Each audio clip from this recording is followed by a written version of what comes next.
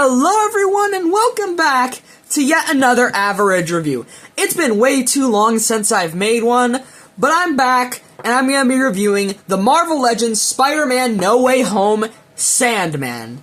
Now, starting out in the box, I'm not usually critical of the boxes on figures. You know, I just throw them away. But this one, they have some minor problems. Front is fine. We have some art of the three Spider-Man and Spider-Man No Way Home. We got the retro carded bubble packaging so you can see the figure, everything you get. Spider-Man No Way Home logo, Marvel Legends, and Marvel Sandman down here, yada yada. Nothing special. On the back, though, I have some problems. We don't really have a picture of the Sandman here. It's just the three Spider-Men. I know it's nitpicky, but, like, if I just show you the back of the box, the only way you'd be able to tell it's for a Sandman figure is the fact that he's got a really tiny bio right here. And they didn't even spice it up with pictures of the other figures in this retro card No Way Home wave, like Matt Murdock, the three Spider-Men, and Mary Jane. Now, like I said, I don't usually care about the boxes on these figures, and this one, well, the front's nice at the very least, but I don't know. I feel like it leaves a little bit to be desired. But hey, what I desire? Throwing this thing out and getting the figure out of the packaging. So let's get to that. Alright, just looking at the base sculpt and paintwork, this is a pretty nice figure. It's not without its problems, but, you know, it's pretty nice. I'll start with the good. The good? The overall sculpt is really nice. I mean, he's just got this fantastic sand texturing all throughout. There is not like a single spot missed. Well, okay, the little joint bits right here, those are still smooth, but I don't know, I think that's fine, you know. That's usually to be expected sometimes, and yeah, I don't really mind. The head sculpt is very nice. It's pretty reminiscent of the actor Thomas Hayden Church, even if he is just, you know, made of sand. And hey, the rough texture is still on the face, but it's a little softer. So, you know, you see some of his facial features come through a bit more, which is nice. He's got a pretty classic-looking Sandman haircut, too, which I do really like. And, you know, the paintwork on this is pretty good. There is actually a bit of shading throughout to, you know, bring some details out. Turning on the light, you can really see what I mean. Right under the pectoral muscles, around, like, the thighs and the front of the knees, the chest, the shoulders, and on the face, too, there's a bit of a more brownish shade to accentuate the sculpt a bit.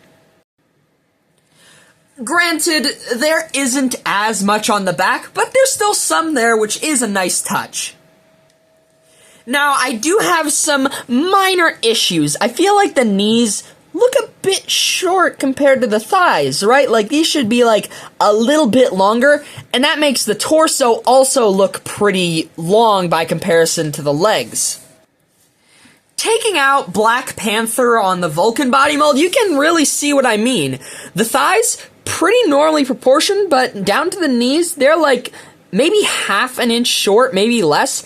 And, you know, that sort of messes with how just everything above that looks, too. My only other issue is that the neck seems, like, a little thin. I don't know, it's probably, like, fine, but it looks a tiny bit off. But still, figure's got a really decent sculpt, and the painted details are a very nice touch. Another nice touch, though?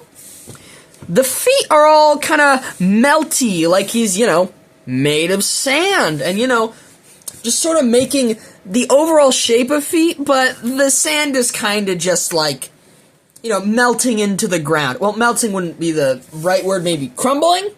I don't know, I just think that's a nice touch, you know? Now, moving on to the articulation, and he's fairly standard, but I have a feeling he's gonna falter in some areas. Now, his head is on a dumbbell joint, which limits his up a little bit, but he actually looks up a pretty decent amount. Doesn't get much down. You know, this is like his straightforward, this is his down. Not bad, though. But hey, one thing that dumbbell does give, though, is tilt side to side. And of course, he can spin his head all the way around. Now, he's got shoulders that can spin around and move up and down. A very good arm raise above 90 degrees. He's got bicep swivel, which gives you 180 degrees. Double jointed elbows with a very, very good bend. I'm pretty impressed with that. And hands that can spin around and hinge up and down. Now, on the torso, he's only got a diaphragm joint, which means he doesn't really get much forward and back, but like with the head, it does give him tilt and twist all the way around. Now, moving below the belt, and he's got ball-jointed hips that can kick about 90 degrees, pretty decent, and, I mean, he gets a really good split. He's also got thigh cut, which, just like the bicep swivel, gives 180 degree turning. Double jointed knees with, once again, a very good bend, and ankle articulation that lets him move forward, back, and pivot side to side. So overall, really decent articulation. Honestly, my only problem is that the torso range is a little limited.